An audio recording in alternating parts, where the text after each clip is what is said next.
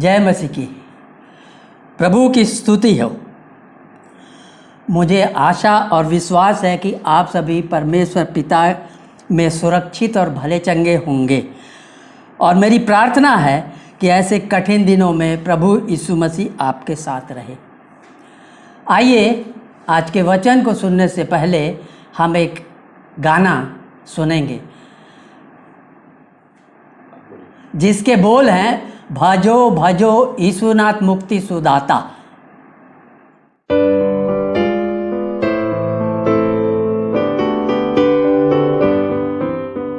भजो भजो यीशुनाथ मुक्ति सुदाता, गाओ लोगो उसके सब गुण प्रचार।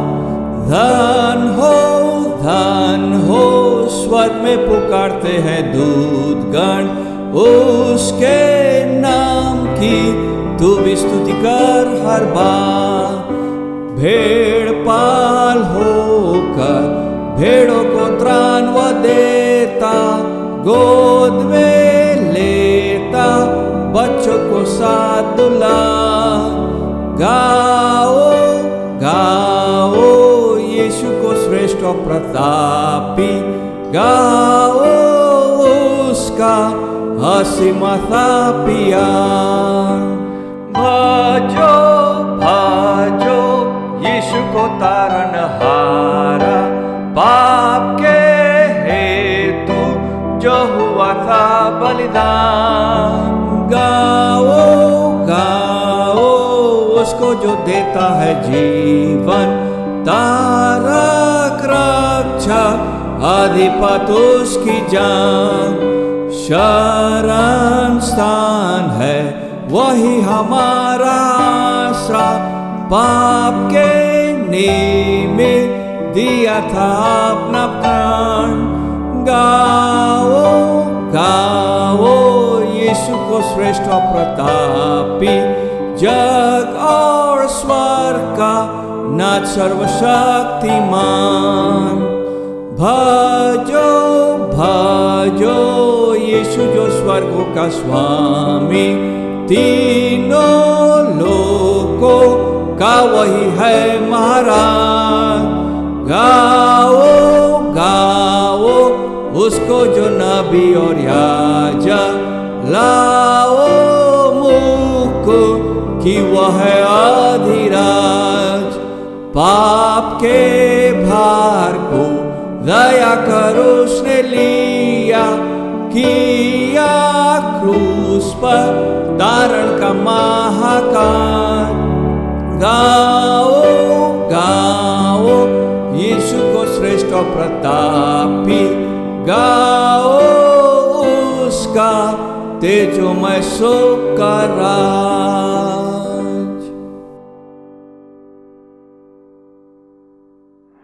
आज फिर से परमेश्वर के अनुग्रह से हमें उसके वचन पर ध्यान मनन करने का, उसके वचन से सीखने का अवसर मिला है। बाइबल परमेश्वर का वचन हम मनुष्यों के लिए, विशेषकर उसके चुने हुओं के लिए कैसी आशा और संभावना का संदेश देती है। कब? जब हमें किसी संभावना देने वाले की आवश्यकता हो, जब हम निराश हों, कष्ट झेल रहे हों, संसार के लोगों के द्वारा सताए जा रहे हों, परिस्थितियां विपरीत हों, हमारा हृदय दुखों से छलनी हो, तब परमेश्वर का वचन बाइबल हमारे दुखी हृदय को शांति और ढाढ़स देता है। पिछले सप्ताह हमने रोमियो की पत्री के 8 अध्याय के 18 पद से 30 पद तक अध्ययन किया था। रोमियो की पत्री का 8वां अध्याय बहुत ही महान अध्याय है। प्रभु यीशु मसीह का महिमामय सुसमाचार इसमें मिलता है। पत्री का, रोमियो की पत्री 8 अध्याय का पहला पद किस प्रकार से आरंभ होता है हम सभी जानते हैं। वहाँ लिखा है, जो प्रभु यीशु मसीह में हैं उन पर दंड की आज्ञा नहीं। लेकिन रोमियो की पत्री का पहला अध्याय किस प्रकार से आरंभ होता है? संसार के लोगों पर परमेश्वर का दंड। इसलिए रोमियो की पत्री के 8वें अध्याय में हम विश्वासियों के लिए परमेश्वर ने आशा और सांत्वना की कितनी प्रतिज्ञाएं रखा है। आज हम आगे अध्ययन करेंगे रोमियो की पत्री के 8 अध्याय के 31 पद से 39 पद तक, अर्थात अंत तक। इसे मैं पढ़ता हूँ बाइबल से।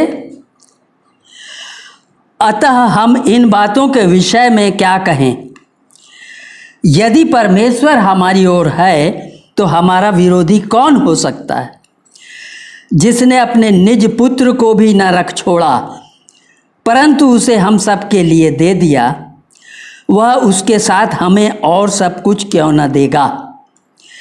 परमेश्वर के चुने हुओं पर दोष कौन लगाएगा? परमेश्वर ही है जो उनको धर्मी ठहराने वाला है। फिर कौन है जो दंड की आज्ञा देगा? मसीह ही है जो मर गया वरन मुर्दों में से जी भी उठा और परमेश्वर की दाहिनी ओर है और हमारे लिए निवेदन भी करता है।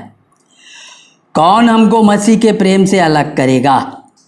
क्या क्लेश या संकट या उपद्रव या अकाल या नंगाई या जोखिम या तलवार?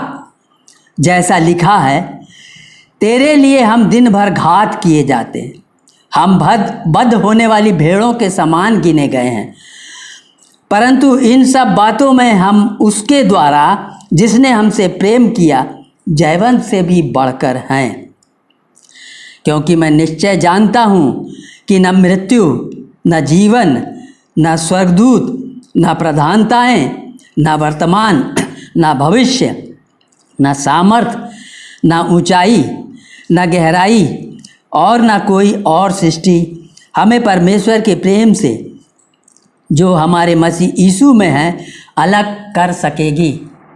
इस अंतिम भाग में विश्वासियों की सुरक्षा पर जोर दिया गया है। हमें अपने अतीत से जो घिनौना था, वर्तमान से और भविष्य से डरने की ज़रूरत नहीं है, क्योंकि हम मसीह के प्रेम में सुरक्षित हैं। पद 31 पर हम ध्यान करेंगे। लिखा है पद 31 में, अतः हम इन बातों के विषय में क्या कहें? किन बातों के विषय में? जिन बातों का वर्णन पहले किया जा चुका है और जिसे हमने पिछली बार देखा था, अर्थात वे निराशाजनक बातें जो हमें परमेश्वर के प्रेम से अलग करने की कोशिश करती हैं। वचन कहता है उन बातों के बारे में कुछ कहने की आवश्यकता नहीं है, क्योंकि परमेश्वर हमारे साथ है। बाइबल कह रही है हमें उन बातों की चर्चा नहीं करना है, क्योंकि परमेश्वर हमारे साथ है। कई बार हम विश्वासी इन बातों की चर्चा आपस में करते हैं। मुझ पर ऐसी समस्या आई है, मैं बीमारी से जूझ रहा हूँ, मेरे बच्चों का भविष्य क्या होगा। हम मनुष्यों से चर्चा करते हैं उनकी झूठी सांत्वना को पाने के लिए, परंतु हमें परमेश्वर की सच्ची सांत्वना पर भरोसा रखना चाहिए। परमेश्वर का वचन कह रहा है परमेश्वर हमारे साथ है, तो ये बातें हमें परमेश्वर के प्रेम से अलग नहीं कर सकती। बाइबल में याकूब ने ऐसा ही विलाप किया जब उसके ऊपर में समस्या आई थी। हम देखेंगे उत्पत्ति की पुस्तक 42वां अध्याय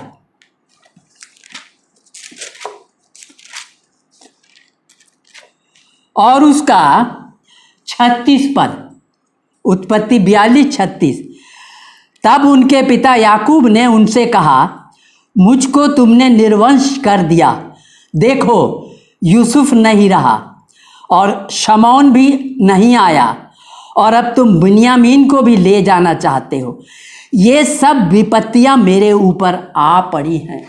याकूब अपनी समस्याओं को लेकर विलाप कर रहा है। वो परमेश्वर के उद्देश्य को नहीं देख पाया। ऐसा हमारे साथ भी है। आज के समय में जो परिस्थितियां हमारे साथ हैं, हम उन परिस्थितियों को देखते हैं, परंतु परमेश्वर के उद्देश्य को नहीं देख पाते। याकूब को नहीं मालूम कि यूसुफ से उसकी भेंट होगी। याकूब को नहीं मालूम कि वो मिस्र जाएगा और वो पूरे बुढ़ापे में शांति से मरेगा। परमेश्वर का योजना उसके जीवन के लिए था। और हमारे साथ भी ऐसा ही है कि हम इन विपत्तियों को देखते हैं, परंतु परमेश्वर के प्रतिज्ञाओं को नहीं देख पाते। विश्वासी परमेश्वर में पूरी तरह सुरक्षित है। इस बात को पौलुस ने प्रमाणित करने के लिए 5 सत्य तर्क दिए हैं। ऐसे तर्क जिसको हम विश्वासी भी झुठला नहीं सकते। और वो 5 तर्क को अभी हम इस अनुच्छेद के अंदर में देखेंगे। पहला है, हमारे लिए परमेश्वर है। परमेश्वर पिता हमारे लिए है, और इस बात को प्रमाणित करने के लिए परमेश्वर ने अपने इकलौते पुत्र को दिया। क्योंकि 32वां पद यही कह रहा है, जिसने अपने निज पुत्र को भी न रख छोड़ा, परंतु उसे हम सब के लिए दे दिया। परमेश्वर ने अपने पुत्र को हमें कब दिया? जब हम पापी ही थे। रोमियो की पत्री के 5 अध्याय के 8वें पद में इस बात को बताया गया। लिखा है, परंतु परमेश्वर अपने प्रेम की भलाई इस रीति से प्रकट करता है कि जब हम पापी ही थे, तभी मसीह हमारे लिए मरा। जब हम पापी ही थे, तब परमेश्वर ने अपने पुत्र को हमें दिया। तो अब जबकि हम उसकी संतान हैं, तो वो हमें और उससे बढ़कर क्यों कुछ नहीं देगा? परमेश्वर ने अपने लिए कुछ बचाकर नहीं रखा। लिखा है, अपने निज पुत्र को भी ना रख छोड़ा। उसने अपने पुत्र को अपने लिए बचाकर नहीं रखा। हमारे लिए यहाँ एक प्रश्न है, क्या ऐसी कोई चीज है जिसे हमने अपने लिए बचा कर रखा और परमेश्वर को नहीं दिया? हमारा धन, हमारा परिवार, हमारा चरित्र, हमारा मान सम्मान, हमारा हृदय, हमने क्या इन चीज़ों को अपने लिए बचा कर रखा है? हमारे जीवन के प्रत्येक दिन परमेश्वर हमारे साथ है। हमें डरने की जरूरत नहीं है। हमारा परमेश्वर हमारे लिए केवल उत्तम चीजें नहीं चाहता, परंतु यद्यपि हमें उस वस्तु को पाने के लिए कष्ट और परीक्षा से होकर गुजरना पड़े। जी हाँ, हमें हमारे जीवन में जो कष्ट और समस्या है वो रहेंगी ही। परमेश्वर का वचन ये नहीं कहता कि ये परीक्षाएं और कष्ट नहीं हैं, नहीं आएंगी, निश्चय ही आएंगी, परंतु परमेश्वर उन्हें हमारे लाभ के लिए इस्तेमाल करेगा। इसको हमने पहले ही देखा है। परमेश्वर हमारे साथ है, हमें डरने की जरूरत नहीं है। दूसरी बात, मसीह ने हमारे लिए अपने प्राण दिए।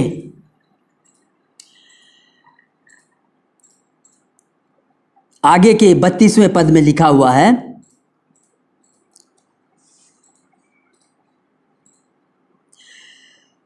वह उस 33वें पद में, परमेश्वर के चुने हुओं पर कौन दोष लगाएगा? परमेश्वर ही है जो उनको धर्मी ठहराने वाला है। फिर कौन है जो दंड की आज्ञा देगा?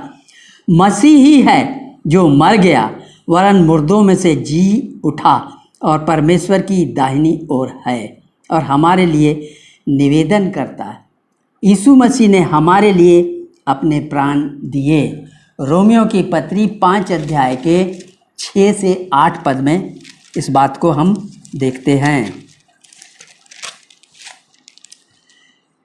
6 से 8 पद लिखा है, क्योंकि जब हम निर्बल ही थे तो मसीह ठीक समय पर भक्तिहीनों के लिए मरा।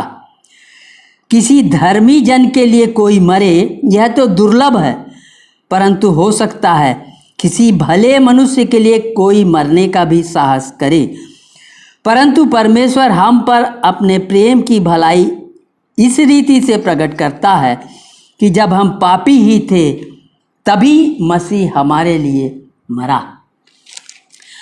पद 7 ध्यान देने लायक है। पद 7 में लिखा है, किसी धर्मी जन के लिए कोई मरे यह तो दुर्लभ है, परंतु हो सकता है किसी भले मनुष्य के लिए कोई मरने का भी साहस करे। किसी धर्मी जन के बदले में कोई मरे यह तो दुर्लभ है, अर्थात बहुत कठिन, 100 में कोई एक होगा जो धर्मी जन के लिए मरने के लिए सोचे, परंतु एक भले मनुष्य के बदले में मरने की हिम्मत किसी में नहीं। और हम जो अयोग्य थे, पापी थे, परमेश्वर के शत्रु थे, हमारे लिए अपना प्राण दिया है। अब यीशु मसीह के द्वारा परमेश्वर की तमाम आशीषें हमारे साथ हैं जो वो हमें देगा। अनुग्रह, प्रेम, आनंद, क्षमा, उद्धार, स्वर्ग में उत्तराधिकार, ये आशीषें प्रभु यीशु मसीह में हमें मिलती हैं। ये आशीषें हमें व्यवस्था के आधार पर नहीं मिलती, परंतु कलवरी के अनुग्रह के आधार पर। इसलिए हमें डरने की ज़रूरत नहीं है कि हम व्यवस्था का पालन करें, ये आवश्यक है। हम इस लायक नहीं हैं कि हम व्यवस्था का पालन कर पाएँ, इसलिए ये आशीषें हमें केवल कलवरी के अनुग्रह के आधार पर मिलती है। सो दूसरी बात, यीशु मसीह ने हमारे लिए अपना प्राण दिया है। तीसरी बात जिसे हम देखेंगे, परमेश्वर ने हमें निर्दोष ठहराया है। 33वां पद कहता है, परमेश्वर के चुने हुओं पर दोष कौन लगाएगा? परमेश्वर ही है जो उनको धर्मी ठहराने वाला है। परमेश्वर ने हमें मसीह में धर्मी घोषित किया है।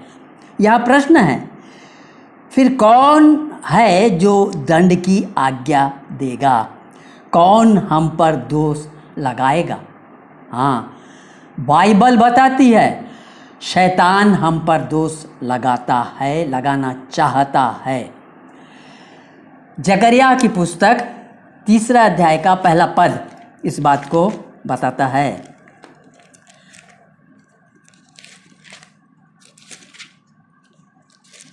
जकरिया 3 अध्याय पद 1, फिर उसने यहोशू महायाजक को यहोवा के दूत के सामने खड़ा हुआ मुझे दिखाया और शैतान उसकी दाहिनी ओर उसका विरोध करने को खड़ा था।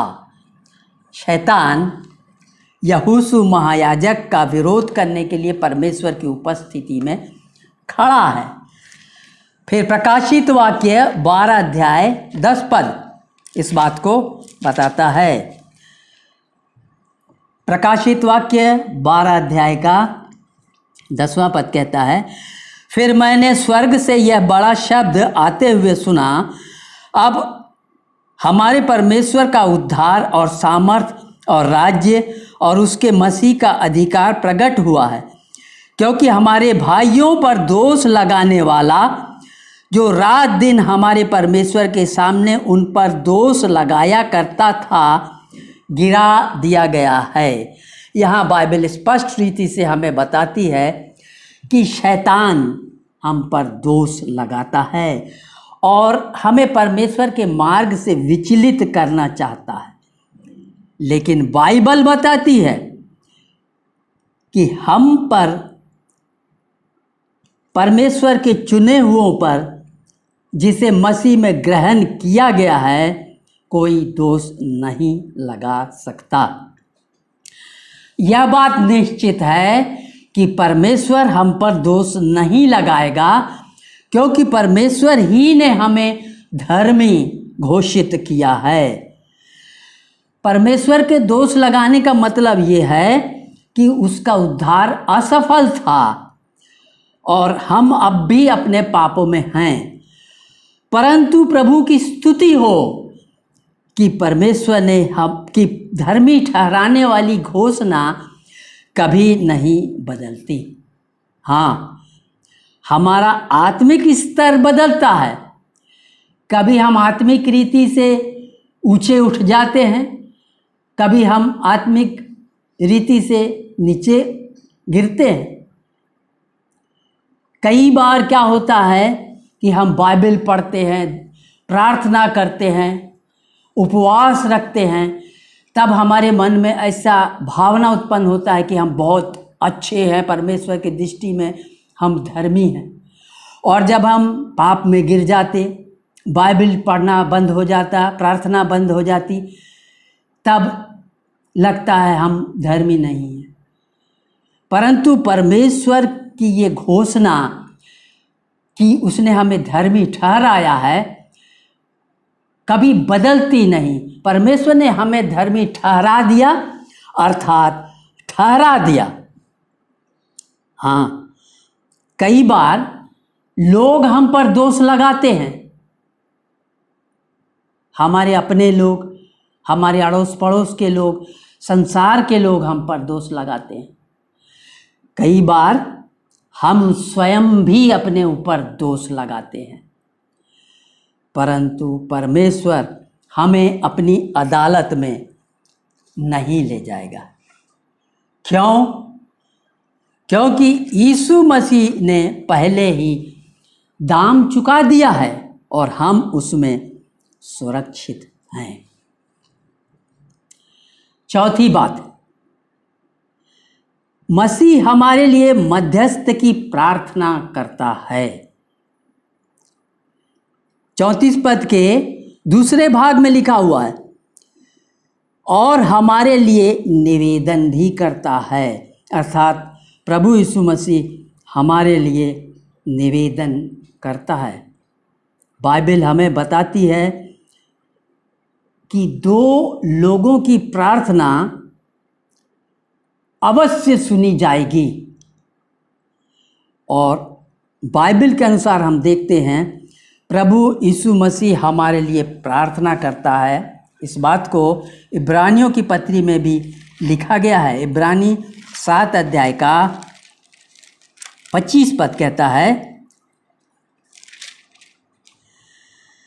इसीलिए जो उसके द्वारा परमेश्वर के पास आते हैं वह उनका पूरा पूरा उद्धार कर सकता है, क्योंकि वह उनके लिए विनती करने को सर्वदा जीवित है।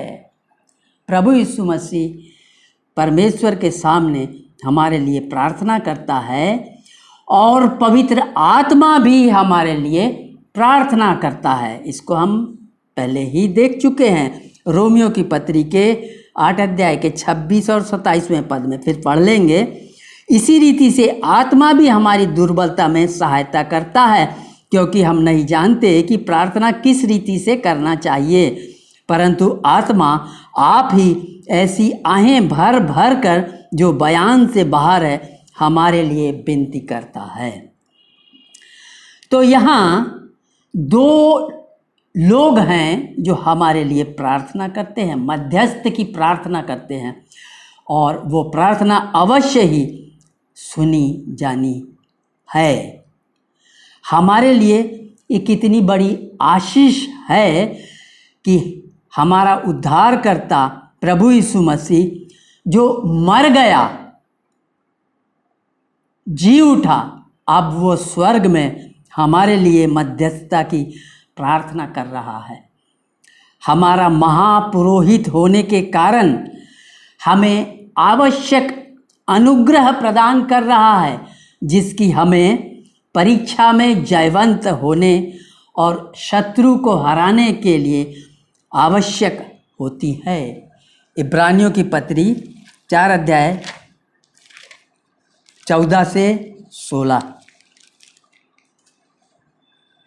इब्रानियों 4 14 से 16 लिखा है, इसलिए जब हमारा ऐसा बड़ा महायाजक है जो स्वर्गों में से होकर गया है, अर्थात परमेश्वर का पुत्र यीशु, तो आओ हम अपने अंगीकार को दृढ़ता से थामे रहें, क्योंकि हमारा ऐसा महायाजक नहीं जो हमारी निर्बलताओं में हमारे साथ दुखी ना हो सके, वरन वह सब बातों में हमारे समान परखा तो गया, तो भी निष्पाप निकला। इसलिए आओ हम अनुग्रह के सिंहासन के निकट हियाव बांध कर चलें कि हम पर दया हो और वह अनुग्रह पाएं जो आवश्यकता के समय हमारी सहायता करे। पृथ्वी पर की सेवकाई में प्रभु यीशु मसीह ने पतरस के लिए मध्यस्थता की प्रार्थना की है। इसे हम जानते हैं। अपने पकड़वाए जाने के समय में प्रभु यीशु मसीह ने पतरस के लिए प्रार्थना की। लूका रचित सुसमाचार 21वें अध्याय के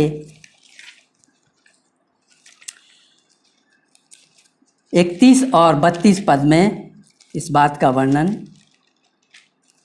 है। 22 अध्याय 31 और 32। शमौन, हे शमौन, देख, शैतान ने तुम लोगों को मान लिया है कि गेहूं के समान फटके, परंतु मैंने तेरे लिए विनती की कि तेरा विश्वास जाता न रहे, और जब तू फिरे तो अपने भाइयों को स्थिर करना। 4 बातों को हमने देखा, और 5वीं और अंतिम बात जिसे पौलुस ने प्रमाणित किया कि परमेश्वर हमसे प्रेम करता है, 5वीं बात है, मसीह हमसे प्रेम करता है। जीवन में जब कठिनाइयाँ आती हैं, तब परमेश्वर उन कठिनाइयों को हमारे जीवन से दूर नहीं करता, परंतु उन्हें हमारी भलाई और हमारी महिमा के लिए प्रयोग करता है। हमारे मसीही होने के कारण संसार हमसे घृणा करता है। कई समस्याओं का कारण हमारा विश्वास है। सतावा जो हम परमेश्वर के खातिर सहते हैं, ये सब हमारे जीवन में आना आवश्यक है। परमेश्वर इन बातों को हमसे दूर नहीं करेगा, परंतु इन बातों में परमेश्वर हमारे लिए भलाई को उत्पन्न करता है। परमेश्वर हमें निश्चय ही छोड़ेगा नहीं।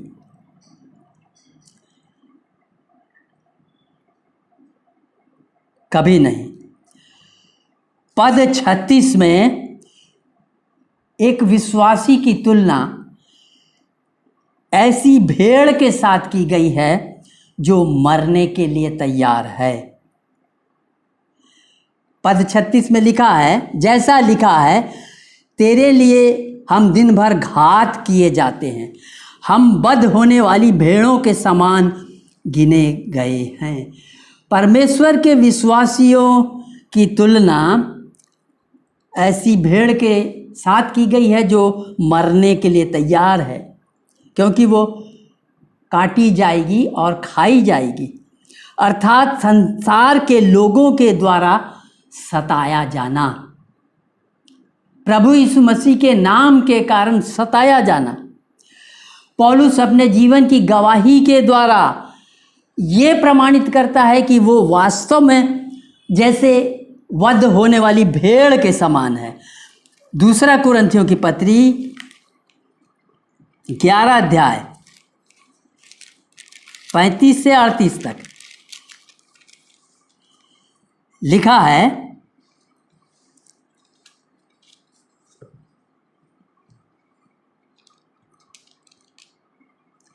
माफ कीजिएगा, दूसरा कुरिन्थियों 11 अध्याय 23 पद से 29 पद तक। क्या वे ही मसीह के सेवक हैं? मैं पागल के समान कहता हूँ, मैं उनसे बढ़कर हूँ। अधिक परिश्रम करने में, बार बार कैद होने में, कोड़े खाने में, बार बार मृत्यु के जोखिम में। 5 बार मैंने यहूदियों के हाथ से 39 कोड़े खाए। 3 बार मैंने बेतें खाईं। 1 बार मुझ पर पथराव किया गया। 3 बार जहाज जिन पर मैं चढ़ा था टूट गए। 1 दिन रात मैंने समुद्र में काटा। मैं बार बार यात्राओं में, नदियों के जोखिम में, डाकुओं के जोखिम में, अपने जाति वालों से जोखिम में, अन्य जातियों से जोखिम में, नगरों के जोखिम में, जंगलों के जोखिम में, समुद्र के जोखिम में, झूठे भाइयों के बीच जोखिम में रहा। परिश्रम और कष्ट में, बार बार जागने में, भूख प्यास में, बार बार उपवास करने में, जाड़े में, उघाड़े में और अन्य बातों को छोड़कर जिसका मैं वर्णन नहीं करता, सब कलीसियाओं की चिंता प्रतिदिन मुझे दबाती है। किसकी निर्बलता से मैं निर्बल नहीं होता, किसके ठोकर खाने से मेरा जी नहीं दुखता। पौलुस की ये बातों को पढ़कर हम निश्चय ही ये देखते हैं कि वो एक वध होने वाली भेड़ के समान ही है।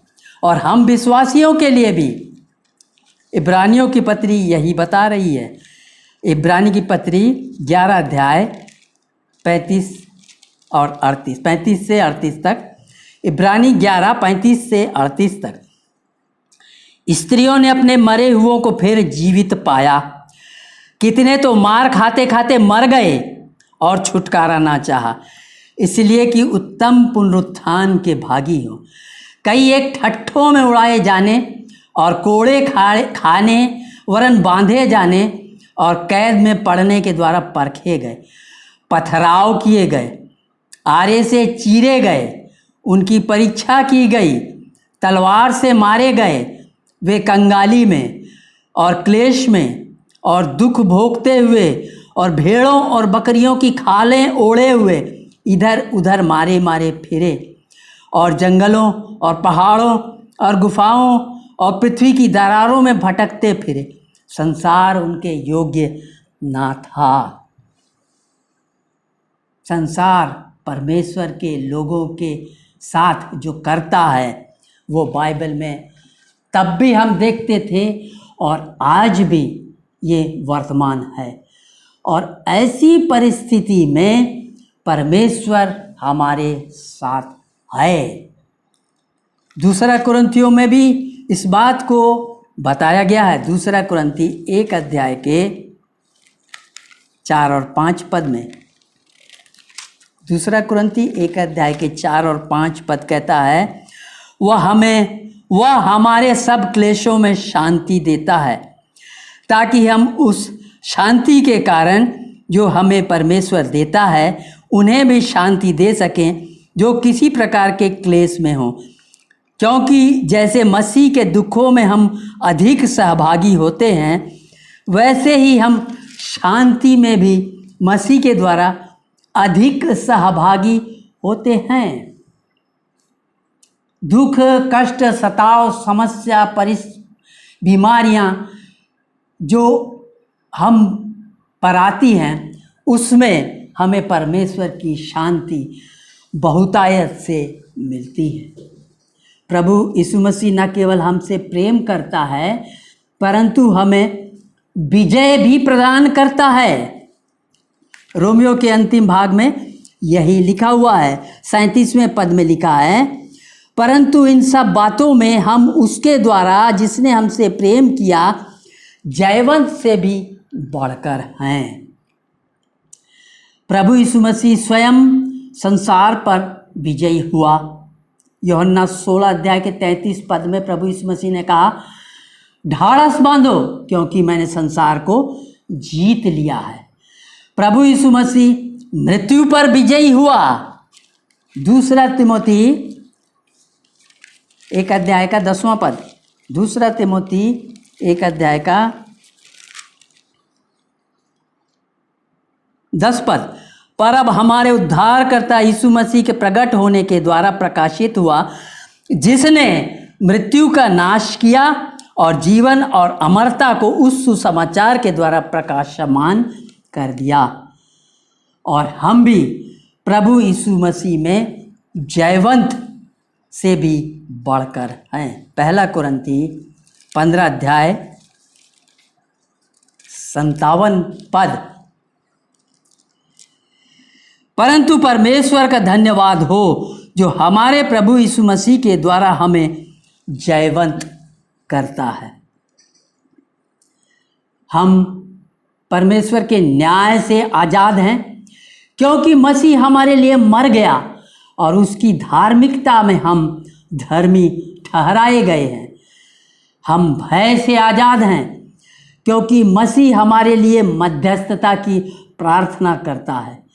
हम निराशा से आज़ाद हैं क्योंकि मसीह आने वाला है और हम उसकी महिमा में भागीदार होंगे। हमें परमेश्वर के प्रेम से ना पृथ्वी लोक की, ना पाताल लोक की, ना स्वर्ग लोक की कोई बात अलग कर सकती है। परमेश्वर की ये प्रतिज्ञा उसके चुने हुए लोगों के लिए है। हमें परमेश्वर की इन प्रतिज्ञाओं पर विश्वास रखना चाहिए और अपने जीवन को परमेश्वर की महिमा के लिए बिताना चाहिए। परमेश्वर इस वचन पर आशीष दे। आइए हम प्रार्थना करेंगे। प्रेमी पिता परमेश्वर, धन्यवाद देते हैं क्योंकि तू सच्चा है, जीवता है। धन्यवाद देते हैं, जगत की उत्पत्ति से पहले ही तूने हमें जगत में से चुना है और अपने लिए ठहराया, हमें बुलाया, हमें धर्मी घोषित किया है। तेरी प्रतिज्ञाओं के लिए धन्यवाद देते हैं कि संसार की कोई भी परिस्थिति, विकट परिस्थिति हमें तेरे प्रेम से अलग नहीं कर सकती है। प्रभु, हमारे लिए तूने एक उज्जवल भविष्य को रखा है। हम तुझे धन्यवाद देते।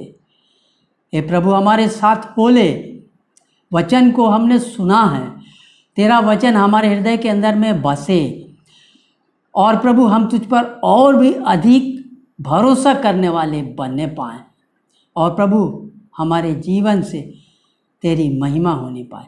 प्रार्थना अपने उद्धारकर्ता प्रभु यीशु मसीह के नाम से मांगते सुन और दया से ग्रहण कर। आमीन।